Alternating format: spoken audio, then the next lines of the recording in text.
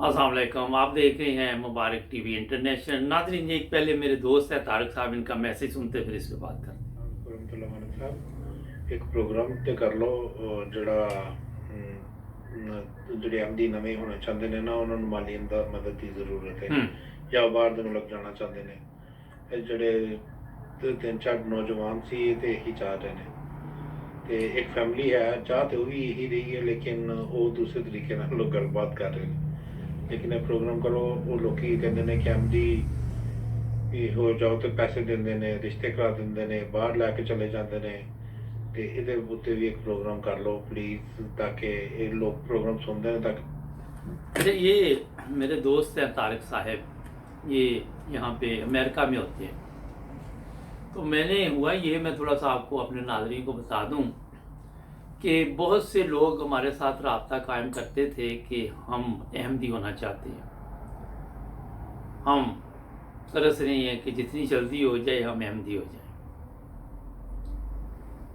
मैं काफ़ी मसरूफ़ होता हूँ, सारा कुछ देखना पड़ता है, चैनल के मामलात भी हैं।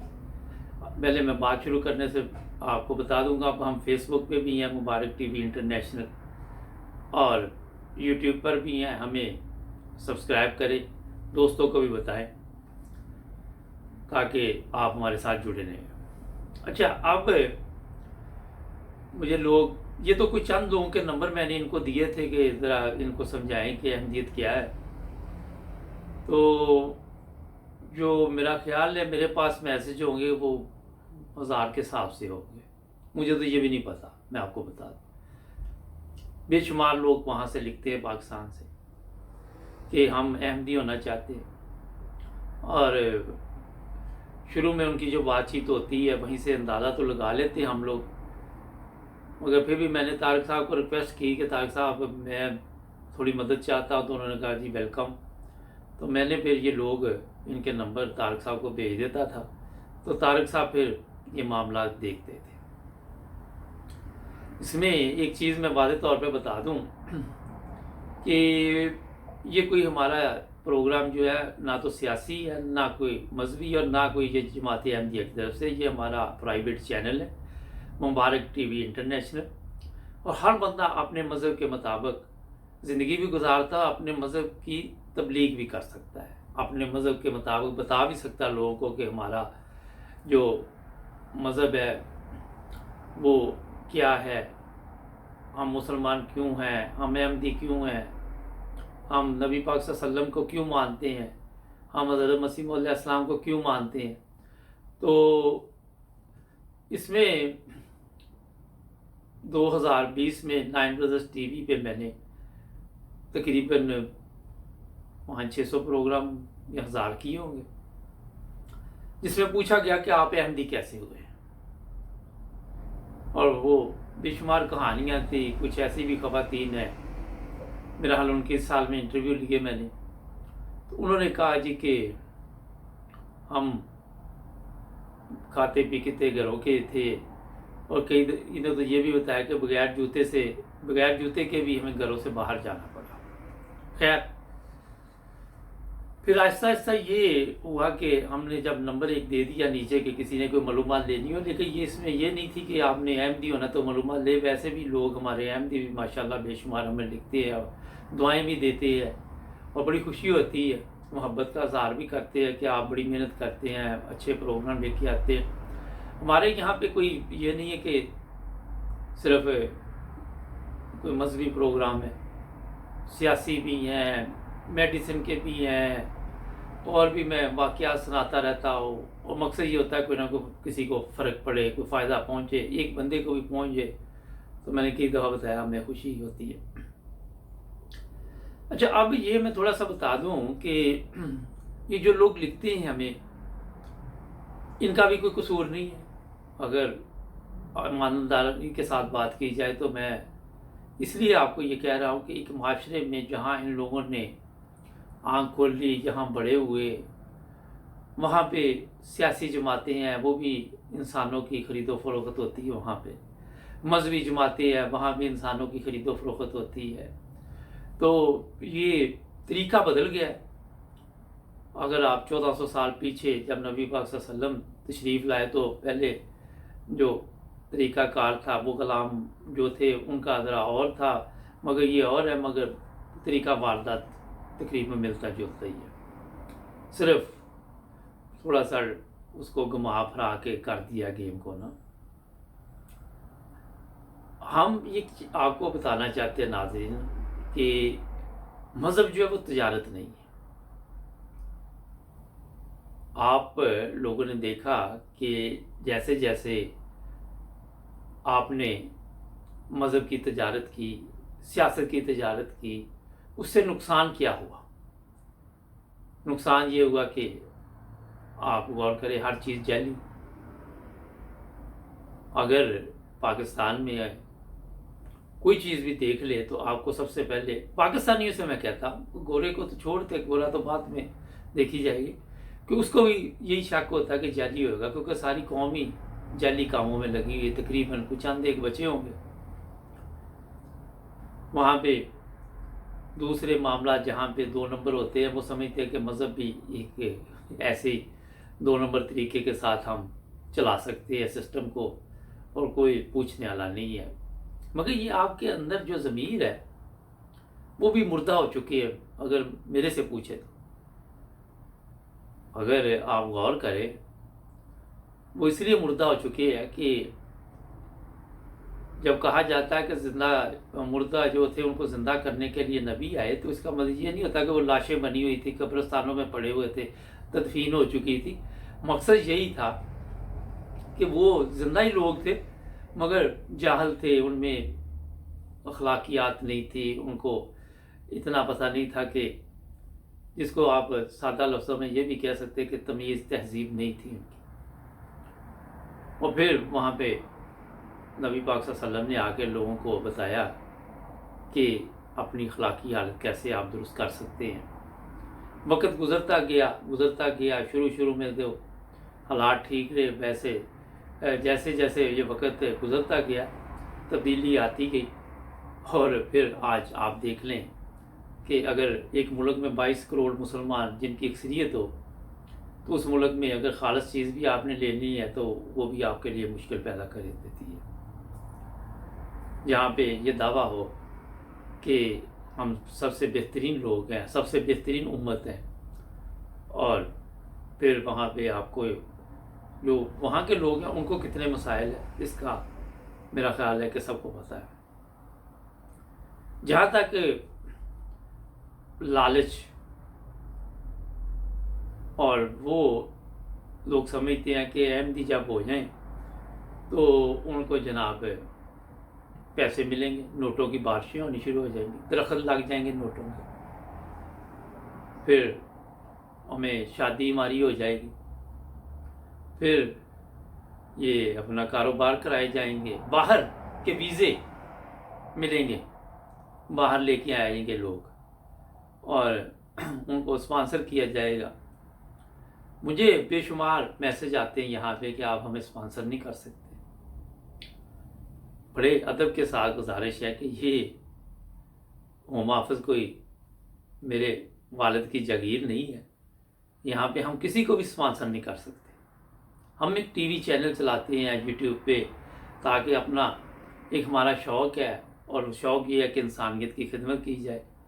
اور ایک ایسا واقعہ کل گزرا ہے کہ آپ سوچ نہیں سکتے کہ ہمارے چینل کی وجہ سے کسی کی مدد ہوئی اور مجھے بڑی خوشی ہوئی۔ یہ کل کا واقعہ ہے۔ بتانے کا مقصد یہ ہے کہ یہ چینل صرف اس مقصد کے لیے بنایا گیا ہے کہ آپ ہمیں مشورہ ہم سے لے سکتے ہیں کہ میں کیا کر سکتا ہوں، کیا مشورہ مجھے دیں گے۔ باقی مرضی آپ نے اپنی کرنی، مشورہ آپ 1000 لوگوں سے لیں۔ پھر کئی لوگوں کے ذہن میں ہے کہ ہم وہاں آ جاتے، ہم احمدی تو ہو گئے ہوئے ہیں تو ہمیں جماعت سرٹیفکیٹ دے دے گی۔ دیکھیں سرٹیفکیٹ جماعت کا جو طریقہ کار انہوں نے دینے، میرا کیا تعلق ان چیزوں سے؟ ہم ایک میڈیا پہ کام کر رہے ہیں، ہمارا اس سے کیا لین دین ہے؟ جو بھی طریقہ کار جماعت احمدیہ میں ہو اس کے مطابق ہی وہ آپ کو سرٹیفکیٹ دیں گے۔ مجھے تو اس چیز کا نہیں پتا، لیکن میں اتنا بتا دیتا ہوں کہ मुकम्मल इंक्वायरी और जो हकदार है उसको बड़ा मिलती है ये चीज़, ठीक है। अब ये चीज़ें वो लोग समझते हैं कि मुबारक साहब पता नहीं उधर क्या इंग्लैंड में पता नहीं मलका के साथ नाश्ता करते हैं, वीज़े भी मिल जाएंगे और पता नहीं ये सर्टिफिकेट भी मिल जाएंगे। तो जनाब ऐसी बात नहीं है, ये गलत फहमी आप लोगों की है। आप जो लोग भी जमात अहमदिया के बारे में जानना चाहते हैं आज का ऑनलाइन जाएं, वहाँ रिसर्च करें पहले और देखें कि कितने मेरे प्रोग्राम ही देख ले, जो 500-700 मैंने इस तरह जो अहमदी उन पे की है, तो वो बता देंगे कि हमें क्या लालच दिया गया। हमने वो ये बताएंगे कि हमने छोड़ा क्या, घर बार छोड़ दिए, करोड़ों की जायदाद छोड़ दी, घर से निकाल दिया गया, तशद्दुद किया गया, मारा गया। एक ऐसा प्रोग्राम भी मैंने किए तो बड़े सारे ऐसे, एक औरत का प्रोग्राम ऐसा भी किया कि 4 के 5 बहनें थी, तो वो कहती कि ये जो बैलगाड़ी वाला होता है उस पर बैठ के वो आई हैं, तो पिंडी भट्टियाँ के पास आके तो वो कहती बारिश बड़ी हुई और हम बाहर बैठे हुए थे, तो अल्लाह ताला का फजल है कि हर तरफ बारिश हुई मगर हम महफूज रहे। खाते पीते लोग कहते हम आटा सिर्फ लेके तो वहाँ से चल पड़े और रास्ते में बेचारे पता नहीं कितनी तकलीफ के साथ उन्होंने रबुआ पहुँचे। अहमदियत जब कबूल की तो सारी जायदाद भी छीन गई। जवान बेटियां लेके बाप घर से निकल पड़ा कि मैं अब रबुआ जाऊंगा क्योंकि यहाँ मैं सेफ नहीं हूँ। रिश्तेदार बहन भाई जो साथ बैठ के खाते थे, जब किसी को पता चला कि ये अहमदी हो गई है तो फिर उसके लिए मुश्किलात बन गई। किसी के घर को आग लगा दी गई, किसी को शहीद कर दिया गया। तो ये बताने का मकसद ये है कि जिस बंदे ने भी अहमदी होना है वो ये चीज़ जेल से निकाल दे कि वो किसी लालच में हो और हम उसकी मदद करें। ठीक है, जमाती तौर पे मदद होती होगी, वो जो तरीका कार है वो आपको जमात से राब्ता कायम करना होगा। वो ये गरीबों की मदद जो करते हैं, जो ज़रूरतमंद लोग हैं, उसमें अहमदियों की भी होती है, दूसरे लोगों की भी होती है। जिस तरह कुएँ लगा दिए थरक पार्कर में, अफ्रीका में जाएँ तो वहाँ नलके लग रहे हैं, कई कुछ हो रहा है, स्कूल बन रहे हैं, कॉलेज बन रहे हैं। मगर ये देखें, मैं एक अहमदी हूँ, मगर इसका ये मतलब नहीं कि मेरे पास कोई इख्तियारात है। लोग समझते पता नहीं हर अहमदी के पास ये इख्तियारात है कि वो जो मर्जी करता फिर। ये चक्कर इधर नहीं चलता जो लोग चलाना चाहते हैं। जो समझ गए होंगे जो बात मैं कहना चाह रहा हूँ।